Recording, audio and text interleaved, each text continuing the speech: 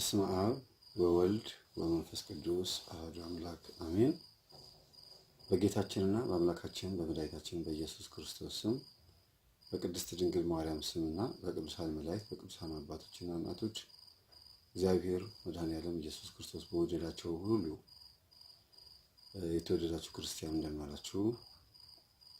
አሜን። እግዚአብሔር ስሙ ከአጽናፍ እስከ አጽናፍ ከፀሐይ መውጫ እስከ ፀሐይ መጥለቂያ በፍጥረት አንደበት ሁሉ የተመሰገነ ይሁን። እንደ እግዚአብሔር ፍቃድ ዛሬ የምንማማርበት የትምህርታችን ዋና መግቢያ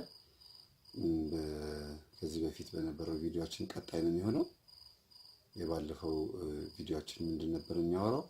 የጸሎት ቤት አዘገጃጀትና ጥቅሙ ምንድን ነው የሚለውን ብዙ ሳላጨናንቃችሁ ጥቅስም ሳላበዛባችሁ ጥቅሙን ካለው ነባራዊ ሁኔታ ተነስተን ከአባቶቻችን አሰራር ጋር ለማገናኘት ከቤተ ክርስቲያናችን ስርዓትና ሕግ ሳንወጣ ይህን ነገር ወደ እናንተ የሚደርስበትን ነገር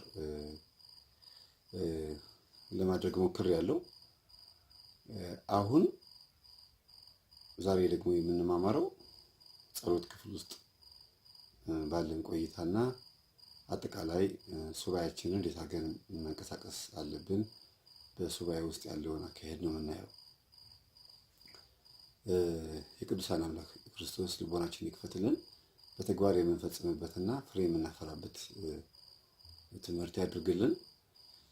የተጠቀምኩበትንና ለእናንተ ይጠቅማል ብዬ ያሰብኩትን እኔም ለውጥ ያመጣሁበትን ከአባቶች የተማርኩትን ትምህርት ነው ለእናንተ የማቀርበው። የእግዚአብሔር ቤተሰቦች ሱባኤ ባለፈው እንደነገርኳችሁ በሶስት ይከፈላል። በተለይ ወደ ዋልድባ ገዳም እንዲሁም ወደ አብረንታንት ወደ አማራ ሳይንት አካባቢ ያሉ ገዳማቶች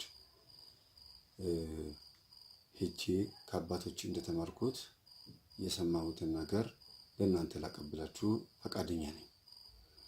ይህን ለእናንተ ስናገር አባታችን መላከ መንክራት መምህር ግርማ ደግሞ ከነገሩን ጋር ፍጹም የማያጋጭና ትክክለኛ አባት እንደሆኑ የሚያስመሰክር ትክክለኛ አባት እንደሆኑ የሚገልጥ ገላጭ የሆነ ትምህርት ነው የምንማማረው። በእናንተና በእኔ መካከል የተፈጠረ ያለመግባባት ችግር ካለ ክርስቶስ ይሙላው፣ ያጎደልኩት ካለ የድንግል ማርያም ልጅ ያስተካክልላችሁና ወደ ልቦናችሁ አስገብቶ መልካም የሆነ ነገር ያሰማችሁ። ዋናው ትልቁ ነገር ሱባኤ በሶስት የሚከፈል መሆኑን ከአባቶቻችን መስማቱ ትልቅ ነገር ነው። አንደኛ የህሊና ሱባኤ የሚባል አለ ብያችኋለሁ። የህሊና ሱባኤ መጥፎ ነገር ከመናገር፣ መጥፎ ነገር ከመስማት፣ መጥፎ ነገር ጥሩ ያልሆኑ ነገሮችን ከመከተል መቆጠብና ቀን ፍርድ መፍረድ ነው። የአርመሞ ሱባኤ ደግሞ ከአፋችን ክፉ ነገር እንዳይወጣ እንደተከላከልን ሁሉ በተቻለን መጠን ብዙ ከማውራት ይልቅ ብዙ መስማትን፣ ጸጥታን፣ የአርመሞ የዝምታን ጊዜ ማብዛት። የዝምታ ጊዜ ማለት ማኩረፍ ወይም መቆዘም ወይም መተከዝ አይደለም፣ ግን ኃጢአትን እያሰቡ እግዚአብሔር ቸር መሆኑን እያወቁ እንዲሁም በቅዱሳን ሕይወት ታሪክ ውስጥ ያለውን የተጋድሎ ታሪክ እያብሰለሰሉ የእነሱን ሕይወት መመኘት ነው የአርምሞ ጸሎት ወይም የአርምሞ ሱባኤ የሚባለው። ኃጢአቴን ይቅር በል እየተባለ ማለት ነው። ሌላው የተግባር ሱባኤ ብያልኳችሁ መስገድ፣ መጸለይ፣ እግዚአብሔርን በትክክለኛው ቃላት መጥራት፣ ሰይጣንን መገሰጽ፣ ለወገኖቻችን መጸለይ የሚለው ነው። እነዚህም በተከታታይ እናያቸዋለን። እስቲ የመጀመሪያውን እንመልከት። የመጀመሪያው የህሊና ሱባኤ የሚባለው በህሊናችን ውስጥ የሚመላለስ አንድ ኃይል አለ። እሱም የምን ኃይል ነው? የእውነተኛነት ኃይል ነው። እውነተኛ ለመሆን ጥረት ማድረግ። ህሊና መቼም ቢሆን ዋሽቶ አያውቅም። ስንጠጣ፣ ስንሰክር፣ ኃጢአት ስንሰራ፣ ስንዘሙት፣ ስንዋሽ፣ ባዕድ አምልኮ ቦታ ስንሄድ ህሊና መፍረዱን አቁሞ አያውቅም። ሁልጊዜ ህሊና ይፈርዳል። አንድም ቀን ያልፈረደበት ቀን የለም ህሊና። ሌላው ዛሬ ቀጥታ እንግዲህ እንደተነጋገር ነው የምናወራው የምንወያየው ስለ ሱባኤ ነው። ከመጽሐፍ ቅዱስ ስለ ሱባኤ የሚናገሩ ጥቅሶችን ብዙ ጥቅሶችን ማምጣት መወያየት ይቻላል። ግን ኢትዮጵያ ኦርቶዶክስ ተዋሕዶ ቤተክርስቲያን ምዕመናን ለጥቅስ ብርቅ አይደለንም አይደል? ብዙ ሰባኪያን የሆነ ርዕስ ሲያነሱ ለዛ ርዕስ ብዙ ጥቅስ ያሽጎደጉዳሉ፣ ለማብራራት ይሞክራሉ። አሁን እኛ እሱ አይደለም የጎደለብን። ጥቅሱ ቢኖርም ባይኖርም የኢትዮጵያ ኦርቶዶክስ ተዋሕዶ ቤተክርስቲያን ምዕመናን የዋህና ቅን ተቀባይ ነው። ሳይጠቀስለት ያመነ ህዝብ ነው። ሳያዩ የሚያምኑ ብፁዓን ናቸው የተባለላቸው ህዝቦች ነን እኛ። ስለዚህ ጥቅሱን ብዙ ጥቅስ መጥቀስ እንችላለን። የተለያዩ ጥቅሶች በመጽሐፍ ቅዱስም ይሁን በያዝኳቸው ማስታወሻ ላይ ስለ ሱባኤ ብዙ ነገር ማንሳት ይቻላል። ባጭሩ ስማቸውን ላንሳላችሁ። ዳዊት ሱባኤ ይዞ ነበረ። እዝራ ሱባኤ ይዞ ነበረ። ሙሴ ሱባኤ ይዞ ነበረ። ነቢዩ ሄኖክ፣ ኖህ፣ በአዲስ ኪዳን ስትመጡ ሐዋርያት። ሱባኤ ያልያዘ ቅዱስ የለም። ቅድስናቸውም ያለ ሱባኤ አይደለም። ሰማዕታት ራሳቸው እንኳን ረጅም ዓመት በአሕዛብነት ህይወታቸውን ሲኖሩ የነበሩ ሰማዕታት እንኳን ለጥቂት ጊዜ አምነው እንኳን ክርስቲያን ሆነው ሊሞቱ ሲፈልጉ ጥቂት የአርምሞና የሱባኤ ጊዜ ይሰጣቸዋል እግዚአብሔር። ምክንያቱም ትክክለኛ ክርስቲያን ከዝምታና ከጸጥታ የተለየ ምንም ህይወት የለውም። ዝምታ፣ ጸጥታ፣ ህይወትን በእንደዚህ አይነት ነገር ውስጥ ማሳለፍ የአንድ ክርስቲያን ዋና መርሁ ነው። እስቲ በመጽሐፍ ቅዱስ ውስጥ አንዲት ቃል ብቻ ልጥቀስላችሁና ወደ ዋና ሀሳቤ ልግባ። በመጀመሪያ ቃል ነበረ፣ ቃልም በእግዚአብሔር ዘንድ ነበረ፣ ቃልም እግዚአብሔር ነበረ። ይህ በመጀመሪያው በእግዚአብሔር ዘንድ ነበረ። ሁሉ በእርሱ ሆነ፣ ከሆነውም አንዳች እንኳ ያለ እርሱ አልሆነም። በእርሱ ሕይወት ነበረች፣ ሕይወትም የሰው ብርሃን ነበረች። ብርሃንም በጨለማ ይበራል፣ ጨለማም አላሸነፈውም። አስተውሉ፣ ጨለማም አላሸነፈውም፣ ብርሃንን ማለት ነው። ከእግዚአብሔር የተላከ ስሙ ዮሐንስ የሚባል አንድ ሰው ነበረ። ሁሉ በእርሱ በኩል እንዲሆኑ ይህ ስለ ብርሃን ይመሰክር ዘንድ ለምስክር መጣን። ስለ ብርሃን ሊመሰክር መጣ እንጂ እርሱ ብርሃን አልነበረም ይላል። ብርሃን ማን ነው? ክርስቶስ ነው። መጥምቁ ዮሐንስ ደግሞ ብርሃን ገላጭ ነው፣ ወደ ብርሃን የሚመራ ነው ማለት ነው።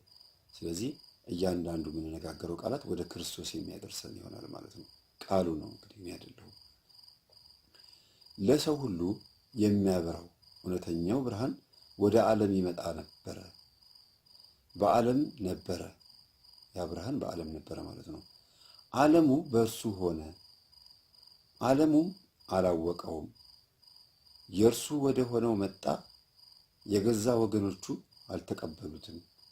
ለተቀበሉት ሁሉ ግን በስሙ ለሚያምኑት ለእርሱ የእግዚአብሔር ልጆች የሆኑ ዘንድ ስልጣንን ሰጣቸው። እነርሱም ከእግዚአብሔር ተወለዱ እንጂ ከደም ወይንም ከሥጋ ፈቃድ ወይንም ከወንድ ፈቃድ አልተወለዱም። ቃል ሥጋ ሆነ፣ ጸጋንና እውነትንም ተመልቶ በእኛ አደረ ይላል። ስለ ቃሉ የአምላካችን ስም የተመሰገነ ይሁን። ይሄ የመጽሐፍ ቅዱስ ቃል፣ እዚህ የምታዩት የመጽሐፍ ቅዱስ ቃል ሕይወት ነው።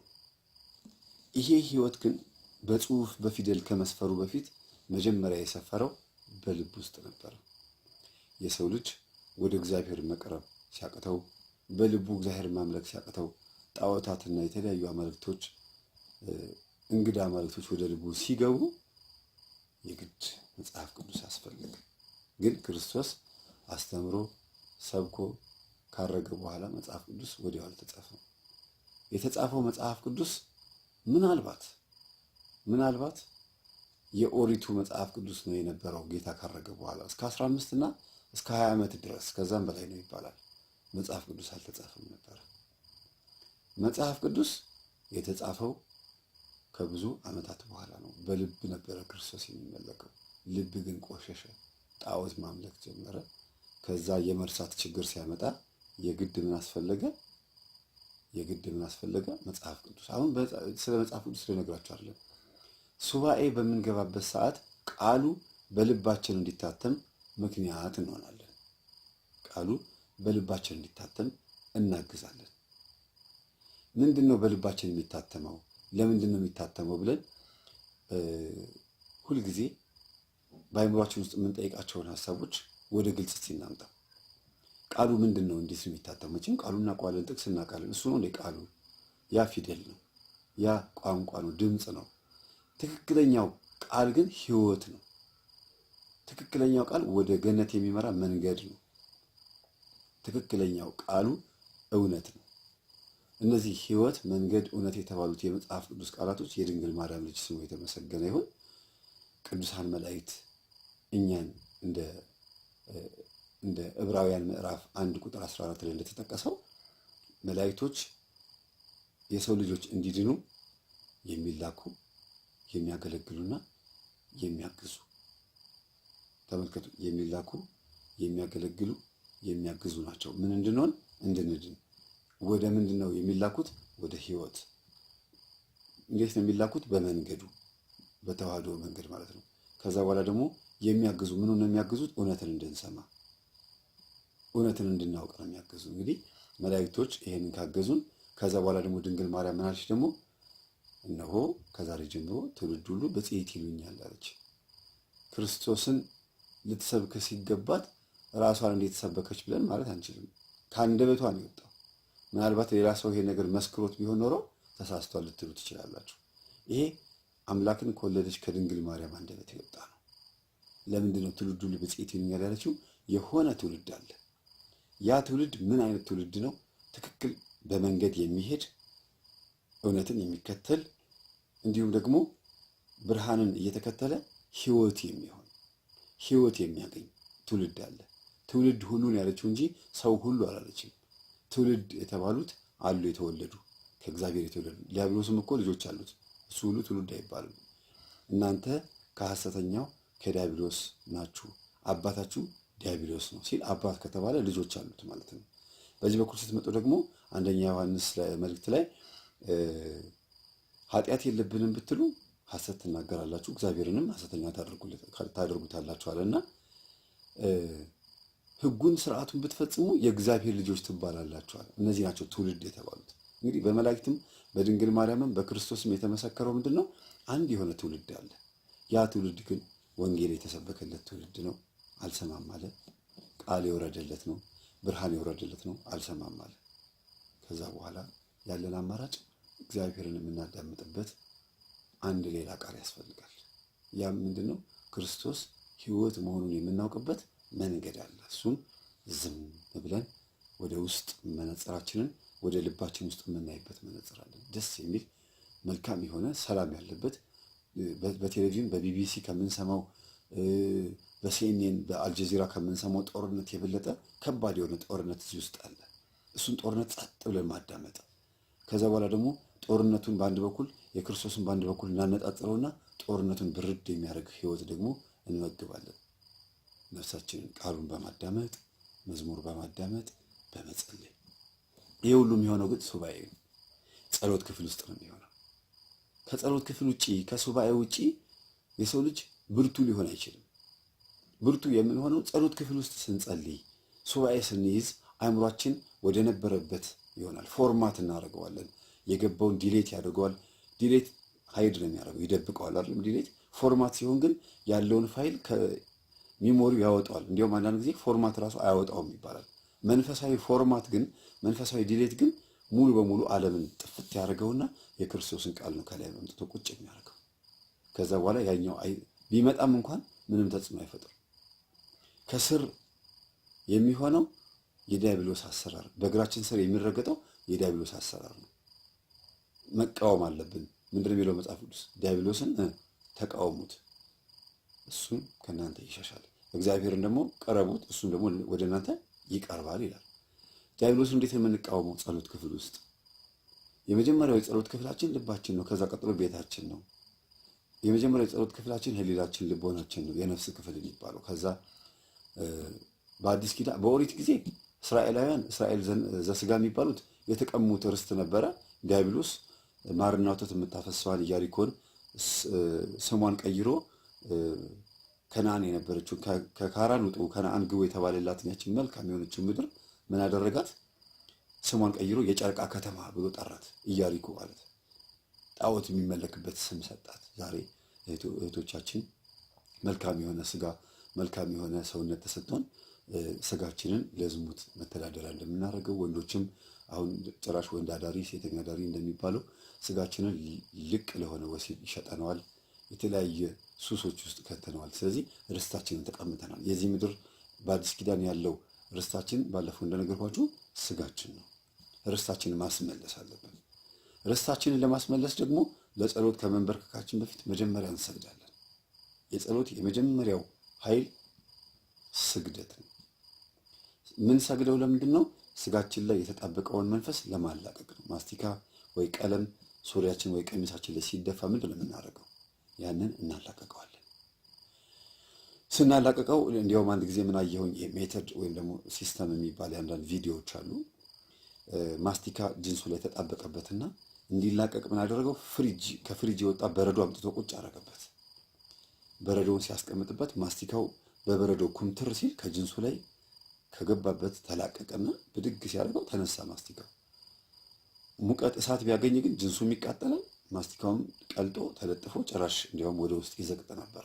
አንዳንድ ጊዜ ቅዝቃዜ የሚያስፈልገው አለ ሁለት ነገሮችን ለማላቀቅ። አንዳንድ ጊዜ ደግሞ ሙቀት የሚያስፈልገው አለ። የሆነ ቦታ ላይ ደግሞ ኮንዶሚኒየም አካባቢ ነው ምን አየሁኝ፣ ግድግዳ ላይ ብዙ የተላቀቁ የተጣበቁ ማስታወቂያዎች ነበሩ። ዲሽ እንሰራለን ምናምን የሚሉ። ከዛ ምን ሲያደርጉ አየኋቸው፣ ይሄ እሳት ያደረጉ የሚነፉበት እሳት አለ። በሱ ግድግዳው ላይ የተጣበቁትን ወረቀቶች ማላቀቅ ጀመሩ። አንዳንድ ጊዜ በረዶ የማያስፈልገው እሳት የሚያስፈልገው ደግሞ የማላቀቅ ሲስተም አለ። በመንፈሳዊ ሕይወትም ስትመጡ ልክ እንደዚህ ነው። እነዚህ ነገሮች ወደ ሕይወታችን ሲመጡ ስንሰግድ ሰውነታችን ውስጥ ላብ ይወጣል። ላባችን ደግሞ ልክ ፍሊት እንደተነፋባት ዝንብ መንፈሱን ያፍነዋል፣ ያንደፋድፈዋል። እኛን እንቅልፍ ከማለት አይምሯችንን ቢሮ ውስጥ ወይም ስራ ቦታ የተለያየ ቦታ ላይ እያደረገ ከመበጥበጥ ይልቅ የምንሰግድበት ስግደት ላብ ሲወጣ መንፈሱን ራሱን ነው የሚረብሸው፣ እኛን አይረብሸንም። ሲሆን ታስሮ ከእግራችን ስር ይወድቃል። ካልሆነ ደግሞ ይህ መንፈስ ምን አይነት ባህሪ ምን አይነት ቅጣት ያጋጥመዋል? ታስሮ ከመቀመጡም አልፎ ከዛም ከጸሎታችን በኋላም ራሱ እኛን እንዳይከተልን አብሮን እንዳይተኛ ከሚስቶቻችንና ከባሎቻችን ጋር ምንተኛቸው የሰላም እንቅልፎች፣ ለምሳሌ እኔ ከባለቤት ጋር በምተኛበት ሰዓት ሰላም እንቅልፍ እንደተኛ ሰግጄ ስተኛ ላብ እንዳላበኝ ስተኛ ምን ሆናለሁ? መንፈሱ ላቤ ስለሚሸተውና የስግደት ላብ ስለሆነ የሩጫ ላብ ስላልሆነ ያፍነዋል። ስለዚህ አይጠጋኝም። አልጋውም ቅዱስ፣ አንሶላውም መኝታውም ንጹህ ይሆናል ማለት ነው። እንደ ቃሉ ይሆናል ማለት ነው። ቃሉ እንደዛ ነው የሚለው። እነዚህ ሙሽሮች መኝታቸው ንጹህ፣ አንሶላቸው ቅዱስ ነው፣ መልካም የሆነ ሕይወት ይኖራሉ እንደተባለው አስማንዲዮስ የተባለው አልጋ ላይ ቁጭ ብሎ ሚስትን ጀርባዋን ወደዛ ባልን ደግሞ ወደዚህ አድርጎ ጀርባ ለጀርባ የሚያስተኛ የሚያኮራርፍ፣ ለምነካሽኝ ለምነካኸኝ አትጠይቀኝ፣ ምንም ነገር አታዋራኝ እያለ የሴት ጭን ላይ ተቀምጦ ሀሳብን የሚበታትነውን አስማንዲዮስ የተባለውን በመጽሐፈ ጦቢት ላይ ያለውን የተዋረደውን መንፈስ ምን መታው በስግደት ነው። ሚስትም ስትሰግድ ባልም ሲሰግድ። አሁን ለጸሎት ከመዘጋጀታችን በፊት እንሰግዳለን ማለት ነው። ከዛ በኋላ ጸሎት መጽሐፍ ገልጠን ብንጸልይ ቀና ብለን ወደ ክርስቶስ ብንለምን መንፈሱ እኛን መጥቶ የመረበሽ ኃይል አይኖረውም። አእምሯችን ውስጥ መጥቶ ተሰግስጎ ሀሳቦችን የመበተን ኃይል አይኖረውም፣ ይርቃል። ከዛ ደግሞ ሌላው ምን ያደርጋል? ጸሎት ቦታ ላይ ተቀምጠን ሽንት የማምጣት ፈስ የማምጣት እንዲሁም ደግሞ ሆድ የመንፋት ቁንጥንጥ የማድረግ ተንበርክከን ረጅም ሰዓት እንዳንጸልይ የማድረግ ባህሪ ያመጣል። ይህንንም ለማስወገድ ነው መጀመሪያ የምንሰግደው፣ ከጸሎት በፊት የምንሰግደው። ስንሰግድ ምን እያልን ነው የምንሰግደው? የመጀመሪያው ስግደታችን መሆን ያለበት አባታችን ሆይ አንድ እንሰግዳለን። በሰማይ የምትኖር 2፣ ስምህ ይቀደስ 3 እያልን የእመቤታችን ስም ጋር ስንደርስ እመቤታችን ቅድስት ድንግል ማርያም ሆይ በመልአኩ በቅዱስ ገብርኤል ሰላምታ የሚለውን እጥፍ አድርገነው አንሄድም። እመቤታችን አንድ ስግደት ቅድስት ድንግል ማርያም ሆይ እያልን ለአራት ለስሞቿ ክፍልፍል አድርገን ጌታንም ስናገኘው ስሙን እንደዚህ ከፋፍለን ስናደርገው 41 ይሞላል። አባቶቻችን ሰርተው ጨርሰውታል። እኛንን ሰነፍ ይሆን ነው። የአምልኮ ስግደት በሚሆንበት ቀን ደግሞ የእመቤታችንን ስም ላለመጥራት እስከ አባታችን ወይ በመልአኩ በቅዱስ ገብርኤል ሰላምታ የሚለውን ተወውና የጌታን መጽሐፍ ቅዱስ ላይ ያለውን ብቻ እንጠቅሳለን።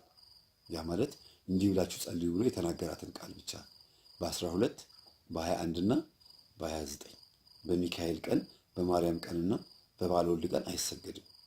ቢሰገድም የአምልኮ ስግደት ነው የሚሰገደው። ሰው የሰንበት ጌታዋ ነው ስለሚል ክርስቶስ ዛሬ እሁድ ነው ነገ ቅዳሜ ነው ብለን የአምልኮ ስግደት የምናቋርጥለት አምላክ አይደለም፣ ወይም የምናቋርጥበት አምላክ አይደለም። እሱ አምላክ ነው፣ ፍጡር አይደለም። ፍጡራንን ያስገኘ የባህሪ አምላክ ነው። ስለዚህ የባህሪ አምላክ ደግሞ ቀናት አይገድቡትም። ለማርያም ለሚካኤልና ለቅዱሳን ግን ቀናት እንመርጣለን፣ ሰንበት እንመርጣለን። ለእግዚአብሔር ግን አይቋረጥም። ይሄ በገዳም የምናየው ነው። የበቁ አባቶችም በስንክሳር ላይ የምናየው ነው። ከዕለት ዕለት መቼም ቢሆን ሰንበትንም ሳይቀር ሲጾም ሲጸልይ ሲሰግድ የነበረ አባት አለ፣ ሲጾምም ጭምር እንዲህ የሚያደርጉ አባቶች አሉ። ይሄ የሚሆነው በትክክለኛው አምልኮት ስንገባ ነው። ምናልባት ከዚህ ውስጥ አቃቂር እናወጣለን ብላችሁ የምታስቡ ሰዎች ካላችሁ አውጡት፣ ችግር የለውም። ምናልባት እናንተ ከተናገርኩት 99% ውስጥ አንዷን እንኳን አውጥታችሁ የፈለጋችሁትን ነገር ልትሉ ትችላላችሁ። ብዙዎቻችሁ ስገዱ፣ ጾሙ፣ ጸልዩ ስላችሁ እንዴ በበዓለ ሃምሳ ጊዜ ይሰገዳል እንዴት ትላላችሁ? ህይወታችን እስከ በዓለ ሃምሳ ድረስ ብቻ ነው እንዴ? ይሄው እኮ አለቀ። በዓለ ሃምሳ ከዚህ በኋላ አንድ ሳምንት ነው የቀረው፣ ከዚህ በኋላ ያልፋል። እስቲ አሁን እንተያያለን። ብዙዎቻችሁ በኮሜንት በበዓለ ሃምሳ እንደማይሰገድ መጽሐፍ ቅዱስ ላይ ያገኘሁኝ አባቶች ሲናገሩ ሰማሁኝ አላችሁ። አዎ በበዓለ ሃምሳ አይሰገድም፣ ንስሐም አይሰጥም። ግን ጦርነት ቢመጣ፣ ፍልሚያ ቢመጣ፣ ከባድ የሆነ ፍጅት ቢመጣ ንስሐ ሳልገባ መሞት የለብኝም ብለን ብናስብ በዓለ ሃምሳ ስለሆነ ንስሐ አንገባም ማለት ነው። አንዳንድ ጊዜ አስገዳጅ የሆኑ ነገሮች ሲመጡባችሁ፣ በህይወታችሁ ላይ ከባድ የሆነ መሰናክል ሲመጡባችሁ እንዲህ አይነቶቹን ዶግማ ያልሆኑትን ቀኖናዎች አልፈን የምንሄድበት ጊዜ አለ። ስለዚህ በበዓለ ሃምሳ ጾም መጾም አይቻልም፣ መስገድ አይቻልም። በበዓለ ሃምሳ ጊዜ ንስሐ አይሰጥም፣ ንስሐ አይገባም የሚሉ አባቶች አሉ። ትክክል ናቸው። ግን አስገዳጅ በሆነበት ሰዓት ላይ ግን አእምሯችን ከታወከ፣ መናፍስቱ ካስቸገረን፣ ከረበሸን ምን እናደርጋለን? ወደ እርምጃ እንገባለን ማለት ነው። ይሄን ለማለት ነው። አሁን በዓለ ሃምሳ አልፏል። እስቲ ከዚህ በኋላ እንግዲህ ምን አይነት ጥቅስ እንደምትጠቅሱልኝ፣ ምን አይነት ሜሴጅ እንደምትልኩልኝ አያለው። ምክንያቱም ብዙ ጊዜ ላለመስገድ ሳይሆን ለመስገድ ነው ምክንያት ማብዛት ያለባችሁ። ሰው ጾም ሲገባ በጾም አሳ ይበላል አይበላም ብሎ ይከራከራል መብላት ስለፈለገ። በበዓለ ሃምሳ ደግሞ ስገድ ሲባል በበዓለ ሃምሳ ይሰገዳል ይላል ላለመስገድ ስለፈለገ። ያ መሆን ግን የለበትም። ለበጎ ነገር መሮጥ ነው ያለብን። የገና ጾም መሻር አለበት ብሎ የሚከራከሩ ካህናትና አባቶች እንዳሉ ታውቃላችሁ። የገና ጾም መሻር አለበት፣ የኦሪት ነው፣ ጌታ አንድ ጊዜ ተወልዷል፣ ጾመ ነቢያት ስለሆነ አያስፈልግም ብሎ የሚከራከሩ አባቶች አሉ። እስካሁን ድረስ አያስፈልግም የሚሉ፣ በጾም ውስጥ አሳ ይበላል ብሎ የሚከራከሩ አባቶች አሉ። ካህናት ማለት ነው፣ ከቀሳውስት ከካህናት። ይሄ ስህተት ናቸው አይደሉም ሳይሆን ካለው ነባራዊ ሁኔታ አንጻርና ከሀገራቸው ስርዓትና ሕግ አንጻር የሚያዩት አሰራር ስለሆነ በሃይማኖት ላይ ተጽዕኖ ይፈጥራል አይፈጥርም ክርክር ነው። እስካሁን ድረስ ያልተደመደመ ነው። ወደ ዋናው ሀሳባችን እንምጣ። ሱባኤ በምንገባበት ሰዓት ርዕስ እንሰጠዋለን። ለሱባኤ የምን ርዕስ ነው የምንሰጠው? እግዚአብሔር ሆይ በዚህ ሳምንት የምጸልየው ሱባኤ የምገባው ስለ ትዳሬ ጉዳይ ነው። በወረቀት ጻፍ አድርገን ትንሽዬ ወረቀት ስዕሉ ጋር እንለጥፈዋለን። አይምሮችን እሱን ብቻ እንዲያስብ። እግዚአብሔር ሆይ በዚህ ሳምንት ደግሞ ሱባኤ የምገባው የፍርድ ቤት ኬዝ አለብኝ፣ ወይም ደግሞ እንደዚህ አይነት ሀሳብ አለብኝ፣ ይሄን ነገር አከናውንልኝ፣ የቤተሰብ ሰላም የለም፣ በዚህ ጉዳይ ላይ አስተካክልልኝ፣ በእኔና በባለቤቴ መካከል መልካም ስራ ሁሉ ነገር አለን፣ ግን ልጅ የለንም፣ ስለ ልጅ ጉዳይ ነው በዚህ ሳምንት ሱባኤ የምገባው ብላችሁ እየከፋፈላችሁ ስላላችሁ መሰናክልና ችግር፣ ስለ ወንድምሽ፣ ስለ እህትህ፣ ወይም ደግሞ ችግር ስላለባት እናትህ፣ ጨሌዋን አልጥልም ስላለች እናትህ አባትህ ሊሆን ይችላል፣ ግራኝን ስለሚያመልከው ፍየል እያረደ እባብን ስለሚስበው ወይም ስለ ደብተራው አጎትህና አክስትህ፣ ስለ ክፉ ጎረቤትህ ሱባኤ መያዝ ትችላለህ።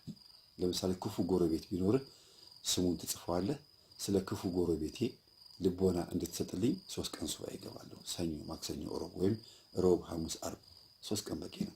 7 ቀን ምናልባት ከትዳር ጋር ከስራ ጋር ላይሄድ ይችላል። 3 ቀን ግን አሁን በኮሮና ምክንያት ቤታችሁ ያላችሁ ሰዎች ይህን ታደርጉታላችሁ። በስራ ምክንያት ከቤት የማትወጡ አረብ ሀገር ያላችሁ ሴቶች፣ ኢትዮጵያ ውስጥ ደግሞ የቤት እመቤቶች ይሄ ይከናወናል። ባል ወደ ስራ ሲሄድ ሚስቶች የቤት ናቸው ያላችሁት። ልጆቻችሁን በምታስተኙበት ሰዓት እየሰገዳችሁ የቤት እመቤትነታችሁን ወደ ቅድስና ህይወት መቀየር ትችላላችሁ። ትዳርሽ ገዳምሽ ነው። ትዳርሽ በዓትሽ ነው። የአርምሞ ጸሎት የምታደርጊበት ነው። ክርስቶስ ሁለቱም ነው የባረከው። ከባል ጋር ተቃቅፎ መተኛት ኃጢአት፣ ገዳም ያሉ አባቶች ደግሞ ሲጸልዩ ጽድቅ አይደለም። ሁለቱም ተባርኳል። ከገዳመ ቆሮንጦስ ከወጣ በኋላ ከ3 ቀን በኋላ ወደ ቃና ዘገሊላ ሰርግ ቤት መጥቶ ባረከ። ገዳማዊ ህይወትን ለሚፈልጉት ለተመረጠላቸው ለተሰጣቸው እንደ ቅዱስ ጳውሎስ ብትችሉ እንደኔ ሁኑ፣ ካልሆነ ግን በአንድ ሚስት የተወሰንክ ወይም በአንድ ባል የተወሰንሽ ሁኚ ብሎ እንደተናገረ ገዳማዊ ህይወትን በገዳመ ቆሮንጦስ በ40 ቀንና በ40 ሌሊት ጾም ጸሎት ዲያብሎስን በ40ኛው ቀን ድል አደረገው። ይሄም አንድ ድል ማድረጊያ ነው። ወደ ትዳር መጣና ደግሞ ዶኪማስ በሚባል ሰው ቤት ውስጥ መጥቶ ሙሽሮቹን ባረካቸው፣ ሰርግን ባረከ። ለዚያውም ከድንግል ማርያም ጋር መጥቶ ባረከ። አስተውሉ ክርስቲያኖች። ስለዚህ ትዳርም ብሕትውናም ወይም ምንኩስናም ተባርኳል። ሁለቱም የቅድስና መንገድ ነው። የትኛውም በእግዚአብሔር ዘንድ ምንም አይበላለጥም። የበለጠ ግን መልካም የሆነ ጸጋ አግኝተን ሰውን የምንረዳው ግን በየትኛው ነው? ከሚስቴ ይልቅ ከልጆቼ ይልቅ በደንብ አድርጌ ለህዝቡ፣ ለትውልዱ፣ ለሀገሩ የምጸልየው በየትኛው ነው? ለብቻዬ ሆኜ በበዓት ውስጥ ዘግቼ ህዝብህን ማር፣ ይቅር በል፣ ህዝብህን ካልማርክ አልወጣም ከዚህ ቦታ። ጦር እዚያ ላይ ግራና ቀኝ እያደረጉ መሀል ላይ እነሱ ቆመው ጦር እያደረጉ እንቅልፍ ሲይዛቸው እየተወጉ አባቶች በአንድ እግራቸው ቆመው እንደነ አቡነ ተክለ ሃይማኖት ያሉ ኢትዮጵያን ማር እያሉ እየጸለዩ የሚኖሩበት ደግሞ የበለጠ ይሄ የሚበልጠው በምንድን ነው? ለእኛ የሚጸልያሉ። ለእኛ ግን እኛ ያነሰ ስለሆነ ጎደሎ ስለሆነ ሳይሆን ከልጆቼ ይልቅ እግዚአብሔርን ለማስበለጥ ስለምቸገር፣ ከእግዚአብሔር ይልቅ ወደ ሚስቴ ስለማደላ፣ ከስግደት ይልቅ አልጋ ላይ ስላለው ጉዳይ ብቻ ስለማደላ ይሄንን ነገር አባቶች ይጸልዩልናል፣ ያግዙናል ማለት ነው።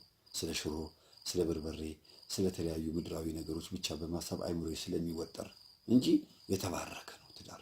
ስለዚህ በትዳራችሁ ላይ ሆናችሁ ባልሽ ስራ ውሎ ሲመጣ መጣህልኝ ብለሽ ምግብ ታቀርቢለታለሽ። የሚቀርብለት ምግብ የተባረከ ምግብ ነው የሚሆነው። ለምን? አንቺ ጸልየሻል፣ ቆርበሻል፣ ክርስትና ስሙን እጅሽ ላይ ጽፈሽ ሰግደሽለታል። የሚፈታተኑትን አጋንንቶች የእናቱን ዛር በልጅነቱ የተበላበት ቡዳ ካለ፣ ጓደኞቹ የመተቱበት መተት ካለ፣ መስተፋቅር ከተላከበት ከሴት የባልሽን ኃይል አንቺ ወስደሽ ክርስትና ስሙን ጽፈሽ ስትሰግጂ ምን ይመጣል መሰለሽ? አንቺን በህልሙ ያይሻል። ነፍሱ ከአንቺ ጋር መታ አብራ ትሰግዳለች። የመስገጃ ጊዜ ስለማታገኝ በአንድ ሞባይል ላይ 2 ሲም ካርድ እንደምናደርገው ሁሉ በአንቺ ስጋ ላይ የእሱ ነፍስ መታ ትሰግዳለች። መስገጃ ትፈልጋለች፣ ትዞራለች። በምን ስጋ ላይ ልስገድ? ለምን? ርስት ተወስዷል ብዬሻለሁ። ርስት ስጋ ነው። ስጋው ደግሞ በስራ ባዝኗል፣ በዝሙት በተለያየ ነገር ሊባዝን ይችላል። ስለዚህ የእሱ ነፍስ መታ ከአንቺ ስጋ ጋር አብራ ትሰግዳለች። የምትሰግጂ ከሆነ የምታግዥው ከሆነ የምትረጂው ከሆነ አመሉ ጸባዩ ሲቀራረብሽ ቆይ ችግር አለ፣ ቆይ ግድ የለም ትለኝና ክርስትና ስሙን ልጅሽ ላይ ጻፍ አድርገሽ ትሰግጃለሽ። ባል አንተም ልክ እንደዛው ማለት ነው። አንተም ልክ እንደዚሁ ሚስትህን ታግዛታለህ። ውላም ተምጣ ቤት ውስጥም ትሁን በምትሆንበት ቦታ ሆነ መጸለይ ትችላለህ። ለምሳሌ ባለው ነባራዊ ሁኔታ ኢትዮጵያ ውስጥ ብዙ ጊዜ ባል ስራ ይወጣል፣ ሚስት የቤት እመቤት ትሆናለች። አሁን ይሄ ነገር ትንሽ አልፎበታል። ይሄ ነገር ሴትም ወንድም ወጥተው መስራት ጀምረዋል። ግን ቤት የምትውሉ በሱባኤ ስራ የምትውሉ ግን ማወራም ሆንሽ አባወራ 3 ሰዓት ላይ 6 ሰዓት ላይ 9 ሰዓት ላይ እና 11 ሰዓት ላይ ሞባይላችሁን አላርም ትሞላላችሁ። ከዛ 3 ሰዓት ላይ አላርሙ ልክ ሲጮህ ሪንግቶኑን የጸሎት አላርም ታረጊውና ምልክት የጥሪ እንዳይመስልሽ ማለት ነው፣ እንዳትታዩ የጸሎት ሰዓት እንደደረሰ ሊናገር የሚችል አላርም ታረጊና ሲጮህ 3 ሰዓት ላይ ቅዱስ ገብርኤል ሆይ በዚህ ሰዓት 3 ደቂቃን ከእሳት አድነሃል፣ እኔንም ከእሳት አድነኝ። በዙሪያዬ ካሉ ሰዎች በሙሉ ከእናት ከአባት የመጣ ዛር መንፈስ ካለ በቡዳም ተበልቼ ከሆነ ልክፍት ረግጬ ከሆነ ጮቤም ረግጬ፣ ጮቤ ማለት መሬት ላይ የሚወረወር ደንቃራ ማለት ነው። የተወረወረ እንቁላል ምናምን ልክፍቱ እሱን ሁሉ ሳላቀው ረግጬው ከሆነ በሆቴል ውስጥም ስበላ ለገበያ ተብሎ የተሰራ መተት ካለ ሆቴሉ ለንግድ ለገበያ ብሎ አብልቶኝ ከሆነ ድግምትን እሱን ሁሉ ቅዱስ ገብርኤል ሆይ ከዚህ ሁሉ እሳት አድነኝ። እንደገና ደግሞ ድንግል ማርያምን መተህ ያበሰርካት በ3 ሰዓት ነውና እኔንም መልካም ዜና አብስረኝ ጌታዬ ኢየሱስ ክርስቶስ ሆይ በዚህ ሰዓት ተገርፈህልኛልና አመሰግንሃለሁ። አንተ ተገርፈህ እኔ ነፃ ወጣኸኝ። አንተ ደምህ ፈሶ እኔን ደግሞ ሕይወትን አፈሰስክልኝ። አንተ እንዲሆነ እኔ እንዲያደረከኝ እያልን መልካም የሆነው ምኞት ተመኝተን አንድ አቡነ ዘበሰማያት 50 ሰከንድ ናት። አለቀ። 2 ደቂቃ ነው 3 ደቂቃ ታክሲ ውስጥ የምንሆን የትም ቦታ ብንሄድ በየትኛውም ቦታ ብንዞር ይሄ ይሆናል ማለት ነው። 6 ሰዓት ሲሆን ደግሞ ምን እንደምናደርገው ጌታችን ኢየሱስ ክርስቶስ በዚህ ሰዓት እጅ ተቸንክሯልና ለእኔ ስትል በችንካር ተቸንክረ ደምን አፍስሰህ እንደ ቆዳ በመስቀል ላይ ተወጠረ እኔን ነፃ ለማውጣት ያደረግከውን አይቻለሁና አመሰግንሃለሁ። በ6 ሰዓት አጋንንት ይሰለጥናሉና በደምህ ካጋንንት አድነኝ፣ በፍቅርህ ካጋንንት አድነኝ፣ ወደ ሲኦል ከመጣል የሚያደርጉትን አያውቁምና ይቅር በላቸው ብለህ ባልከው ቃል አድነኝ። ጌታ ኢየሱስ ክርስቶስ እወድሃለሁ ብለን አቡነ ዘበሰማያት ጸልየን እንዘጋዋለን ማለት ነው። ሌላው 9 ሰዓት ላይ እመቤታችን ቅድስት ድንግል ማርያም እናቷን የተሰጠችበት ሰዓት ነው። በዚህ ሰዓት ደግሞ ድንግል ማርያም እናት አድርገህ የሰጠኸኝ አምላኬ ሆይ ስምህ የተመሰገነ ይሁን። እነኋት እናትህ ብለህ የሰጠኸኝ ያለ ምክንያት አይደለም። በእሷ ምክንያት ወደ አንተ እንድንቀርብ እሷን ቀርበን አንተን እንድናይ ምክንያት እንድትሆነን የመዳን ምክንያት እንድትሆነን ነው። የቅዱስ ጳውሎስ ጨርቅ ለዓይነ ስውራን፣ ለሽባዎች፣ ለተለያዩ ሰዎች ምክንያት ከሆነ እናትህማ ምንኛ ትበልጥ ብለን አቡነ ዘበሰማያት ብለን ነፍሱን የሰጠበትም ሰዓት ስለሆነ ሞተ የተባለበት አንገቱን ዘንበል አድርጎ ተፈጸመ ያለበትም ሰዓት ስለሆነ 9 ሰዓት ልክ እንደዛኛም ጌታ ሆይ የእኛንም ሕይወት በማዳንህ መልካም አድርገህ ፈጽመው ብለን የ3 ደቂቃ የ2 ደቂቃ ጸሎት እንጸልያለን። ከዛ 11 ሰዓት ደግሞ ወደ መቃብር ክርስቶስ የገባበት ስለሆነ ጌታ ሆይ ሞትን ልትይዘው ሞትን ልትገለው እዚህ ድረስ መቃብር ውስጥ ድረስ ገብተሃልና አመሰግናለሁ። እኔንም በልቤ ውስጥ የተቀበረውን የሞት ወጥመድ የዲያብሎስን አሽክላ ሰባብረህ ጣልልኝ ብለን አቡነ ዘበሰማያት ብለን እንዘጋዋለን። የቤት ውስጥ ሱባኤ ማለት ይሄ ነው። የሥራ ቦታ ሱባኤ እንግዲህ በእንደዚህ አይነት ሁኔታ እያደረግን ስራ ላይ ሆነን እንጸልያለን። ከዛ ምን በላው ምግብ ደግሞ ምንድን ነው የሚሆነው? ሽምብራ ወይ ባቄላ ወይ አተር ከገበያ ወይም ደግሞ ውጭ ያላችሁ ደግሞ ከሱፐር ማርኬት እየገዛችሁ በጸሎት ውሃ ወይም በጸበል የተዘፈዘፈ ሽምብራ ነው የምንመገበው ማለት ነው። ጠዋት 12 ሰዓት ላይ በግማሽ ጆግ ወይም በአንድ ሙሉ ጆግ በሁለት እጃችሁ እፍስ አድርጋችሁ ትዘፈዝፋላችሁ። ከዛም በኋላ እስከ 9 ሰዓት እና 10 ሰዓት ድረስ ውሃውን መጠጥ አድርጎት ስለሚውል ኦርጋኒክ የሆነውን ተፈጥሯዊ የሆነውን ያንን ጥራጥሬ እንመገባለን ማለት ነው። የሚርበን ከሆነ 2 እጅ እንበላለን። ጎበዞች ከሆነ ደግሞ 1 እጅ በልተን ሰይጣንን አክስተን ከኛ ውስጥ እናወጣዋለን። ስጋችን ከምግብ በሚከለከልበት ሰዓት ዲያብሎስ ነው አብሮ የሚከለከለው። ምክንያቱም ዲያብሎስ ምቾቶችን በመፍጠር ከእግዚአብሔር እንድንርቅ ስለሚያደርግ ማለት ነው። እና የምንመገበው ደግሞ በቀን 1 ጊዜ ነው። በጸበል ወይንም በጸሎት ውሃ የምንዘፈዝፈው ደግሞ የበለጠ መንፈስ ቅዱስ ያደረበት ኃይል ያለው እንዲሆን ነው። እንዲህ አድርገን ሰኞ፣ ማክሰኞ፣ ሮብ ወይም ሮብ፣ ሐሙስ፣ አርብ ተከታታይ 3 ቀን ከጾምን በኋላ የተቀሩትን ቀናቶች ደግሞ ትክክለኛውን መደበኛውን ወይ ጾም ወይ ደግሞ ፍስግ ከሆነ ደግሞ ፍስጉን መመገብ ነው። ሱባኤ ማለት የግል የጾም ፕሮግራም ወይም የግል እግዚአብሔርን የምንጠይቅበት ፕሮግራም እንጂ ሌላ ነገር አይደለም። እና 3ቱን ቀን ከጨረስን በኋላ ስጋም እንቁላልም ምንም መመገብ እንችላለን፣ ጾም ካልሆነ ማለት ነው። ችግር የለውም፣ ሱባኤ ስለሆነ ማለት ነው። ሌላው ክርስትና ስም እጃችሁ ላይ መጻፍ አትርሱ። ደጋግሜ የምነግራችሁ ይህን ነው። የክርስትና ስም እንኳን ባታውቁ ኖርማል ስማቸውን መጻፍ እንዳትረሱ።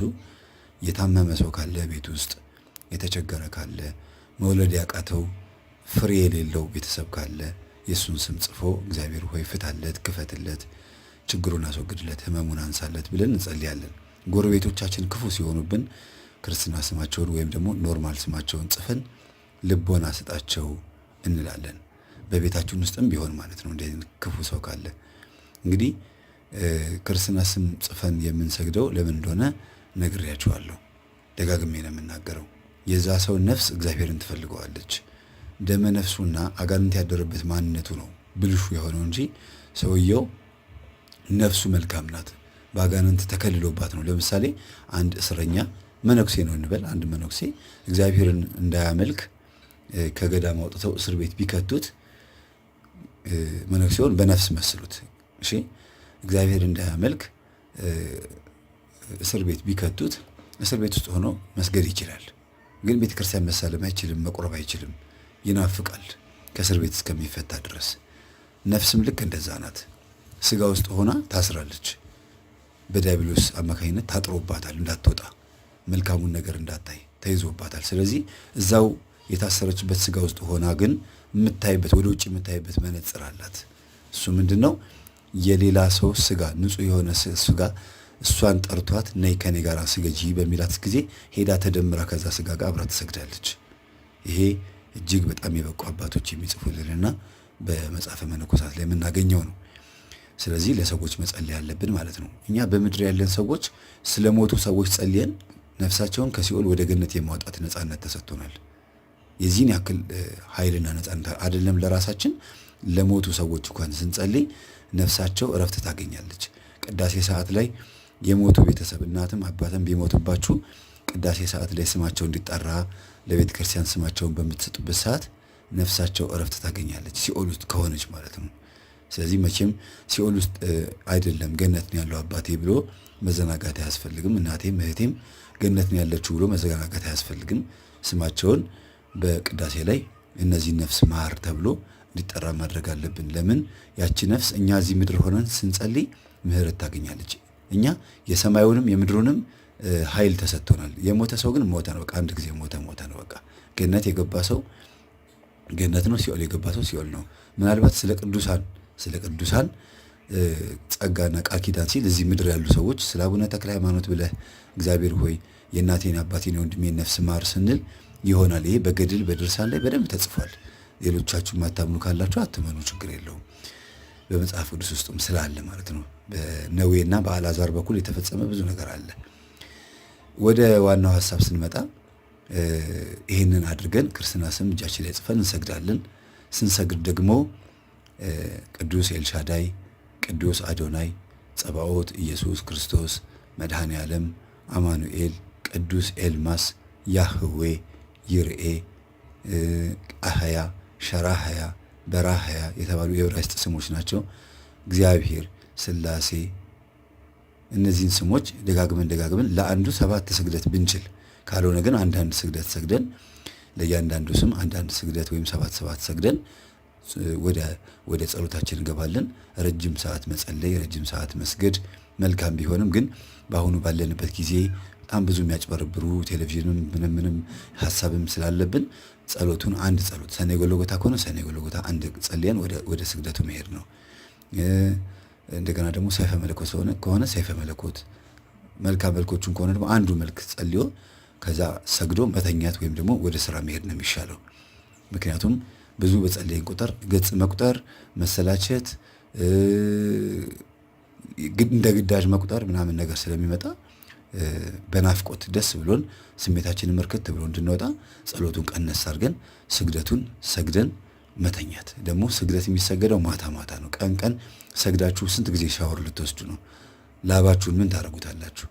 ስለዚህ ማታ በደንብ ሰግዳችሁ ጠቅልል ብላችሁ መተኛት። ስትተኙ ደግሞ እዛው የምትጸልዩበት ቦታ ላይ መተኛት። ብርድ ልብስ አንጥፋችሁ መሬቱን እንዳይቆረቆራችሁ ወይም ደግሞ እንዳይቀዘቅዛችሁ አድርጋችሁ ከፍራሽ ግን መውረድ ነው። ያንን ስታደርጉ ህልም ማየት ትጀምራላችሁ። ስጋ ሲጎሳቆል ህልም ያሳያል። አልጋ ላይ ተኝታችሁ ብዙ ጊዜ የምታዩት ህልም ጥሩ ህልም አይደለም። ምናልባት ጥሩ ህልም አየው ካላችሁም በጸሎት የበረታችሁ ሰዎች ልትሆኑ ትችላላችሁ። ትንሽ አንዳንዴ ግን ከአልጋ ወርዳችሁ መሬት ላይ ተኝታችሁ በምትጸልዩበት ሰዓት የበለጠ መልካም የሆነ ነገሮች ነው የምናየው ማለት ነው። ይሄንን አድርገን ከዛ እግዚአብሔርን ተማጽነን የቅዱሳንን ስም ጠርተን ለምሳሌ ድንግል ማርያምን በሁሉም ስሞቿ መጥራት እንችላለን። እናቴ ሆይ፣ የአምላክ እናት ሆይ ማሪኝ፣ ይቅርበኝ፣ ኃጢአቴን በደሌን አስምሪልኝ፣ ከእግዚአብሔር ከጌታዬ ከኢየሱስ ክርስቶስ አስታርቂኝ፣ አጋንንትን ከእግሬ በታች ቀጥቅጠሽ ጣይልኝ ብለን ኖርማል የሆነ ጸሎት እንጸልይና ስሞቿን ደግሞ እንጠራለን። ማርያም ሆይ፣ ቅድስት ድንግል ማርያም ሆይ ብለን ይህንን ስሟን ጠርተን ከዛ ኪዳነ ምሕረት፣ ሶሊያና፣ በዓታ፣ ቁስቋም ማርያም እየተባሉ የሚጠሩት ስሞቿን እንጠራለን ማለት ነው። የአምላክ እናት፣ አኩራሪተ ምሕረት፣ እንደዚህ አይነት ስሞች አሏት። እናንተ የምታውቁትን ስሞቿን መዘርዘር ነው። ከዛ ወደ መላእክት እንመጣለን። ቅዱስ ሚካኤል፣ ቅዱስ ገብርኤል፣ ቅዱስ ሩፋኤል፣ ቅዱስ ራጉኤል፣ ቅዱስ ኡራኤል፣ ቅዱስ ፋኑኤል፣ ቅዱስ ሳቁኤል፣ ቅዱስ አፍኒን፣ እነዚህን 8ቱ መላእክት እንጠራለን። ከዛ ደግሞ አቡነ ተክለ ሃይማኖት፣ አቡነ ገብረ መንፈስ ቅዱስ፣ አቡነ ሀብተ ማርያም፣ አቡነ እስትንፋሰ ክርስቶስ፣ አቡነ ዜና ማርቆስ፣ አቡነ አባ መባጽዮን፣ አቡነ ሳሙኤል ዘዋልድባ፣ አቡነ ሳሙኤል ዘደብረ ወገግ፣ ቅድስት ክርስቶስ ሰምራ፣ ቅድስት አርሴማ፣ ቅድስት ባርባራ፣ ቅድስት ሳቤላ የሚባሉ ቅዱሳኖች አሉ። እነዚህ በሙሉ ቅዱሳን ስማቸውን እየጠራን እንማጸናለን። በቅዱሳን ንዋየ ቅድሳቶችህ ቅዱሳት በሆኑት አንተ በወደድካቸው መገልገያዎችህ ስትል ስለ ስጋህና ደም ስትል ስለ ቅድስት ቤተ ክርስቲያን፣ ስለ ሰማያዊት ኢየሩሳሌም፣ ስለ 7ቱ ሰማያት አንተ ስለወደድካቸው ቅዱሳን ነገሮች በሙሉ ብለህ ማረኝ፣ ይቅር በለኝ፣ ዲያብሎስን አሳፍርልኝ፣ እርገጥልኝ እንላለን። ይሄ ዋናው ነው። አሁን ደግሞ ከዚህ በኋላ የምነግራችሁ 4 ነገር አለ። መጀመሪያ ለጸሎት ስትንበረከኩ ከስዕሉ እስከ እናንተ ርቀት ያለው ቢያንስ 30 ሴንቲሜትር ወይም 40 ሴንቲሜትር ርቀቱ ማለት ነው። ያ ማለት በመዳፋችሁ የአንድ ክንድ ግማሽ ማለት ነው። የአንድ ክንድ ግማሽ። ከዛ ማመስገን መጀመር አለባችሁ። መጀመሪያ ምስጋና ስላደረክልኝ ነገር በሙሉ አመሰግናለሁ። ስለዚህ ስለ ጉዳይ እንደገና ደግሞ ስላላደረክልኝ ነገር በሙሉ አመሰግናለሁ። ምክንያቱም ያላደረክልኝ የሚጎዳኝና የማይጠቅመኝ ስለሆነ ነው።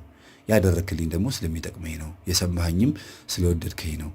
ፀሐይን በነፃ እንድጠቀማት፣ ዝናብንም በነፃ አየሩን በነፃ እንድስበው፣ በጓደኞቼ መካከል መልካም ንግግር እንድናገር፣ እንዳልገመት፣ አንደበቴ ችግር እንዳይኖርበት፣ ጓደኞችን ይቅርታ እንድላቸው ስለፈቀድክልኝ፣ ፈገግ ብዬ ስቄ እንድውል፣ ወደ ቤቴ በሰላም እንድገባ ስለፈቀድክልኝ አመሰግናለሁ እንላለን። ከዛ ቀጥሎ ደግሞ ኃጢአታችንን እናምናለን። ሁለተኛ ማለት ነው። እኔ ኃጢአተኛና በደለኛ ነኝ፣ ይቅር በለኝ፣ እንደ ኃጢአቴ ብዛት እንደ በደሌ ክፋት አትቁጠርብኝ፣ እንደ ቸርነትህና እንደ አምላክነትህ እንደ ይቅር ባይነትና እንደ ታጋሽነት ይሆንልኝ፣ ስለ እናትህ ስለ ቅድስት ድንግል ማርያም ብለህ ማረኝ፣ ስለ ቅዱሳን መላእክት ስለ ቅዱሳን አባቶችና እናቶች ብለህ ይቅር በለኝ። ጌታዬ ኢየሱስ ክርስቶስ ሆይ ኃጢአተኛ ስሆን ወደኸኛልና አመሰግንሃለሁ። በደሌን ኃጢአቴን ሳትቆጠር ልጄ ብለኸኛልና ወድሃለሁ። ለስጋው ደምህ ደግሞ አብቃኝ ብለን ኃጢአታችንን አምነን ጥሩ ምኞት እንመኛለን ማለት ነው። ማመን መልካም ነው። ኃጢአትን ማያምኑ ሰዎች አሉ። እንደው ምን አርጌህ ነው? ምን በድዬ ነው? አሁን ይህን ጉዳይ እንደው ጸሎቴን ምን ነው ማትሰማኝ?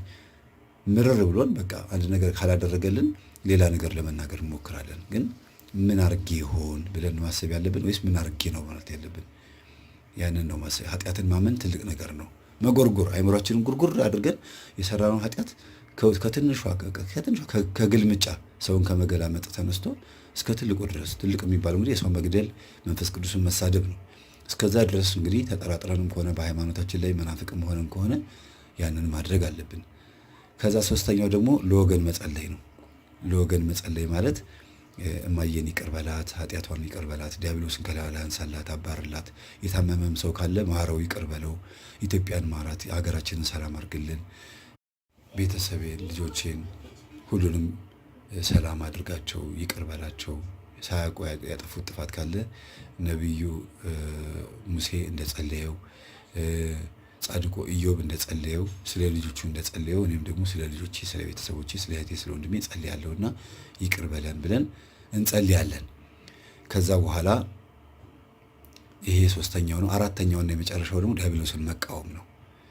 ጠላቴ ሆይ እኔ ያንተ አይደለሁም፣ እኔ የቅድስት ድንግል ማርያም ልጅ ነኝ፣ በአብ በወልድ በመንፈስ ቅዱስ ስም የተጠመቅኩኝ የገነት መንግሥተ ሰማያት ልጅ ነኝ፣ የሥላሴ ልጅ ነኝ፣ በጥምቀት የተገኘው ክርስቶስ ደሙን ያፈሰሰልኝ፣ ስጋውን የቆረሰልኝ፣ በመስቀል ላይ የተቸነከረልኝ፣ የተገረፈልኝ፣ ገነትን እንደወርስ የታጨሁኝ ወራሽ የሆንኩኝ ነኝ እንጂ ባሪያ አይደለሁምና ከኔ ራቅ ብለን እንገስጸዋለን።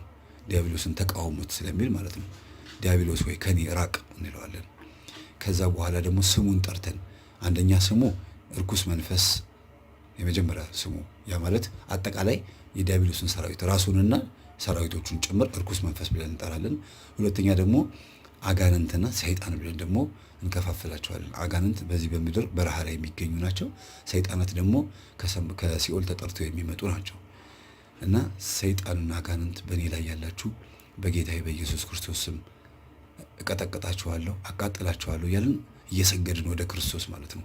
ተቃጠሉ፣ በምሰግድበት በላቤ ተቃጠሉ፣ በቅባ ቅዱሱ ተቃጠሉ፣ በዕጣኑ ተቃጠሉ፣ በመጽሐፉ በግንባሬ በምነካው በጸሎት መጽሐፍ ተቃጠሉ፣ በመቁጠሪያው ተቃጠሉ እያልን መናፍስትን እንጠራቸዋለን። ከዛ በኋላ ደግሞ ስማቸውን የምናውቃቸው ከሆነ ደግሞ ወደ ኦሮሚያ ክልል ያለን ሰዎች ካለን ጠቋር፣ አዳልሞቴ፣ ወሰንጋላ፣ ኦፋብኮ፣ ኦፈደመና፣ ኦፈጨፌ እንደገና ደግሞ በፈረቀሳ እሬቻ ቦታ ላይ የለከፉን ምናምን ካሉ መናፍስቶች በአመቺሳ የገባ ካለ፣ በዱቢፍቱ በሙታን ሳቢነት የገባ ካለ፣ በቡዳነት የገባ ካለ፣ በተለያየ ነገር የገባ ካለ ታሰር በጌታዬ በኢየሱስ ክርስቶስ ስም፣ በመድኃኔዓለም ስም፣ በቅዱስ ኤልሻዳይ በፈሰሰው ደሙ፣ በቆረሰው ስጋ፣ በሕማሙ በወንጌሉ ገስጫለሁ እንላለን። ከዛ በኋላ ደግሞ ወደ አማራው ክልል ያለውም ልክ እንደዚሁ ታዬ ከራማ፣ ራሄሎ፣ ጨንገር፣ የደብተራው መንፈስ፣ የአውደ ነገሥቱ መንፈስ፣ የኮኮ ቆጠራው መንፈስ፣ መዳፍ ማንበብ፣ ሞራ ገላጭነት፣ የተለያዩ የቡዳ ልክፍት፣ እንደዚህ አይነት ነገሮች ከልከሊዮስ አፍዛ ደንዝዝ ማለት ነው። ሌቦች የሚሰርቁበት መንፈስ ነው አፍዛ ደንዝዝ። ወደ ትግራይ ክልል ስንሄድ ደግሞ ሱሉስ፣ ሙጬ ዘሪጋ፣ ጨንገር፣ አዳኝ ወርቁ፣ ሀጎስ ማለት የሰው ስም ደስታ ማለት ነው። ግን ሀጎስ የሚል ራሄሎ የሚባል መንፈስ እንዳለ ሁሉ ሀጎስ የሚባል ደግሞ ዛር አለ ወደዛ ወደ ትግራይ ክልል። ምናልባት እዚያ ያላችሁ ይህን ታውቁታላችሁ። እና በአጠቃላይ ዛር የተባላችሁ በሙሉ ብለን መጥራት እንችላለን።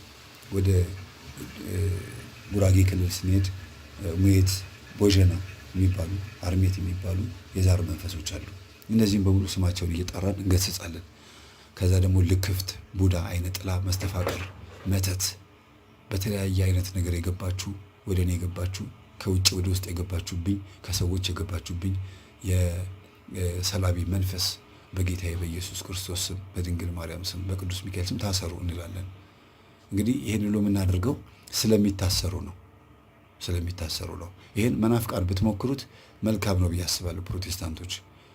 ምክንያቱም አትጎዱም። የጠራችሁት ስም መልካም ስም ነው። ድንግል ማርያም ብትሆን የክርስቶስ እናት ነች። ሚካኤልም የመላእክት አለቃ ነው። ሚካኤልና መላእክቱ ዘንዶን ተዋጉት አልቻላቸውም፣ ተሸነፈ ነው የሚለው። ስለዚህ ያሸነፉትን መላእክቶች ብትጠሩ ታሸንፋላችሁ። ዕብራውያን ምዕራፍ 1 ቁጥር 14 ላይም መላእክቶች ሰውን ለማገልገልና ለማገዝ ይላካሉ፣ ሰዎች እንዲድኑ ነው የሚለው።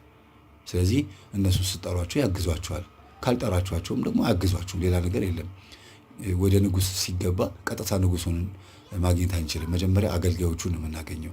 ስለዚህ ወደ ክርስቶስ ዝም ብሎ ከማንጋጠጥና ከመጮህ ክርስቶስን የምናከብርበትን አንድ ዘዴ መፍጠር አለብን። እሱም ንጉሳችን ክርስቶስን ስላስቀየም ነው እንደሚፈልገው ስላልሆንለት ቅዱስ ሚካኤል ሆይ እባክህን ወደ ጌታዬ ወደ ክርስቶስ አቅርበኝ እንላለን። እግዚአብሔር አቅርበኝ እንላለን። እንዲህ እያደረግን እንገስጸዋለን ማለት ነው። እነዚህ ነገሮች ከሞከራችሁ በሶስት ቀን በሳምንት 3 ቀን ሱባኤ ቤታችሁ ውስጥ መግባት ከለመዳችሁ ቤታችሁ ይባረካል። ስለ ጸሎት ክፍል አዘገጃጀት የነገርኳችሁ ሰዓት ላይ እግዚአብሔር እንዴት ቤታችሁ መጥቶ እንደሚባርክ እንዲሁም ደግሞ ከዚህ በፊት ጽዋ ማህበርና መጽሐፍ ቅዱስ በኢትዮጵያ ወይም ደግሞ የጽዋ ማህበር በመጽሐፍ ቅዱስ በኢትዮጵያ እንዴት ይታያል የሚለው ትምህርት ላይ በደንብ አድርጌ ቤታችን እንዴት እንደሚባረክ በደንብ አድርጌ አስተምሬያለሁ። እዛ ላይ ማየት ትችላላችሁ። መፍትሄዎቹን በተግባር ፈጽሟቸው። ሌላ ጊዜ ደግሞ በሚቀጥለው ጊዜ እንዴት አድርጋችሁ መፍትሄውን ህልም ብታዩ ህልሙ እንዴት ነው የሚተረጎመው? የአጋንንት ህልም አለ፣ የመላእክት ህልም አለ። መንፈስ ቅዱስ የሚያሳየን ህልም አለ፣ እርኩስ መንፈስ የሚያሳየን ህልም አለ። በምንድን ነው የሚለየው? ህልማችንን እንዴት አድርገን ነው የምናውቀው? ህልምስ እንዴት ይተረጎማል? የሚለውን ከመንፈሳዊ ከመጽሐፍ ቅዱስ አንጻር እንመለስበታለን። ስለነበረን ሰዓት ሁሉ የአምላካችን ስም የተመሰገነ ይሁን። ይቆየን። ወስብሐት ለእግዚአብሔር ወለወላዲቱ ድንግል ወለመስቀሉ ክቡር ለዘላለሙ አሜን። ደግማችሁ አዳምጡት።